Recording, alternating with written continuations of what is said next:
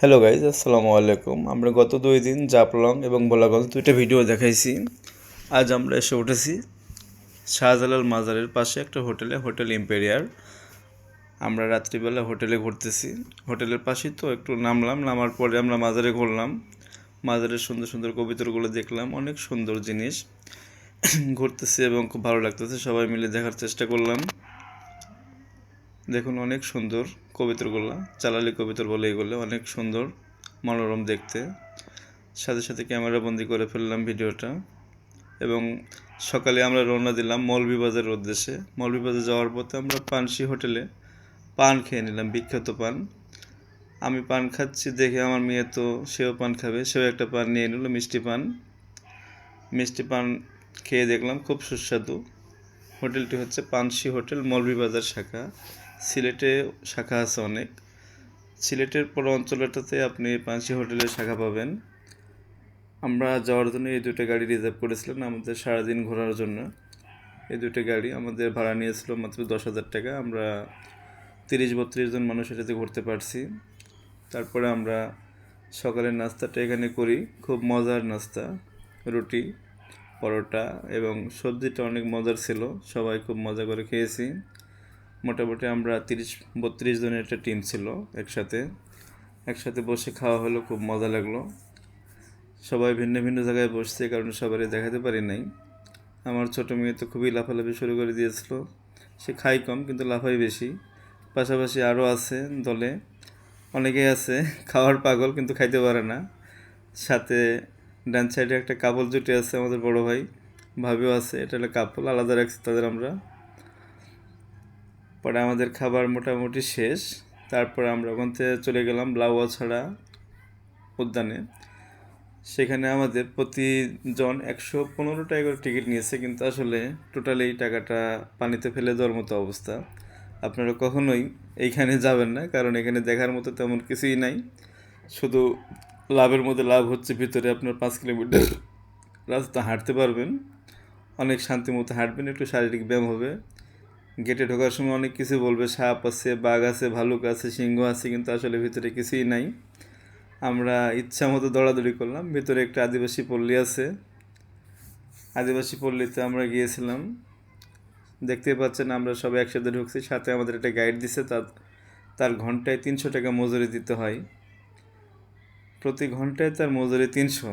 ভিতরে যাওয়ার পথে খুব কপাল ভালো যে একটা বানর দেখতে পাইছিলাম আর কি। এটাই আমাদের 115 টাকার মানে বিনিময়ে একটা বানর দেখছি আর কি। আর সাথে একটা বিড়াল ছিল, 15 টাকা বিড়ালের দিছি মনে করেন, আর বানর হলো 100 টাকা। এই হিসাবে আমরা 115 টাকা সার্থক। তার কিছুক্ষণ পরে আমরা একটা রেল লাইন আছে, যেখানে অনেক জনপ্রিয় শুটিং হয়েছে, হুমায়ুন আহমেদের একটা নাটক আমার আছে জল। আর একটা বিদেশি ছবির শুটিং ছিল, 1955 সালে শুটিংটি হয়েছিল এখানে। সেটাও এই জায়গাতে শেষ হলো, একটা ভালো গুরুত্বপূর্ণ জায়গা। কিছুক্ষণ পরে আসে ট্রেন, একবারে সেই হিড়হিড় গতিতে মুহূর্তের মধ্যে ট্রেনটি চলে যায়। যাওয়ার পরে পোলাপানন খুব আনন্দ করে, কখনো ট্রেন দেখে নাই। তারপর ওখান থেকে আমরা যাই একটু আদিবাসী পল্লীতে। ভিতরে একটা আদিবাসী পল্লী আছে, এটা দেখা যাচ্ছে একটা পান গাছ, সুপারি গাছে পান। সেখান থেকে আমরা যাওয়ার পরে 7 রঙের চা না খেলে কেমন হয়, বড় ভাই চা খাইলো 7 রঙের চা।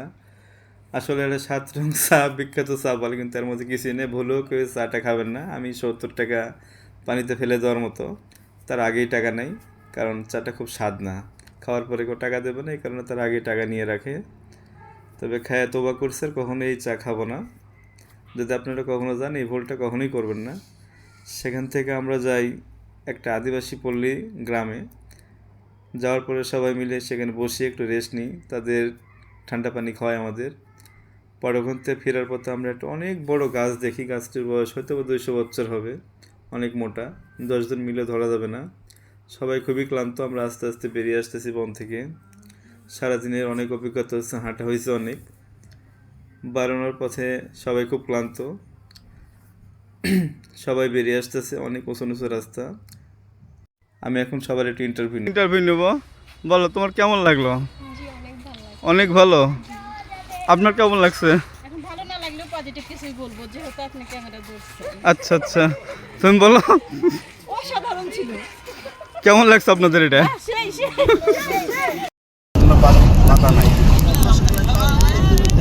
দুই সাইডে সুন্দর চা বাগান, রাস্তাটাও অনেক সুন্দর মনোরম পরিবেশে।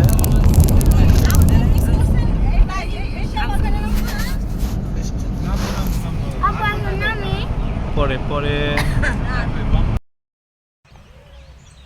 আসসালামু আলাইকুম। আমি চা বাগানে আসছি। আসলে চা তো অনেক খাইছি, আজকে দেখি কাঁচা চার স্বাদ কেমন। ও সেই স্বাদ, এত স্বাদ কে? এত স্বাদ কেন? সেই স্বাদ, সেই স্বাদ, সেই স্বাদ।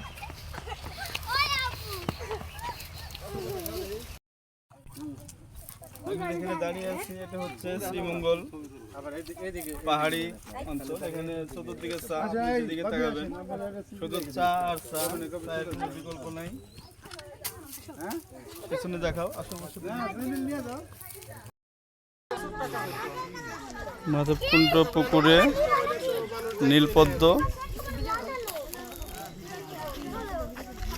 লাল পদ্ম, সেই রকম একটা ভিউ।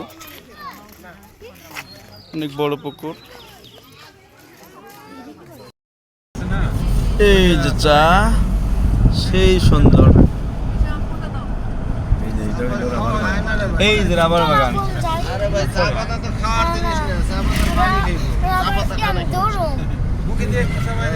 পাশে রাবার বাগান। এই যে রাবারের গাছ লাগানো আছে সুন্দর।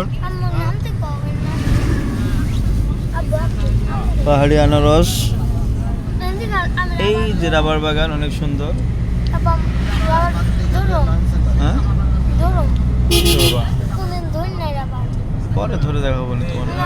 এগুলো হচ্ছে রাবার। আমরা যে প্লাস্টিক ব্যবহার করি, রাবার থেকে প্লাস্টিক উৎপাদন হয়। প্রত্যেকটা গাছে পাতিলা লাগানো আছে ছোট ছোট। উঁচু নিচু পাহাড়,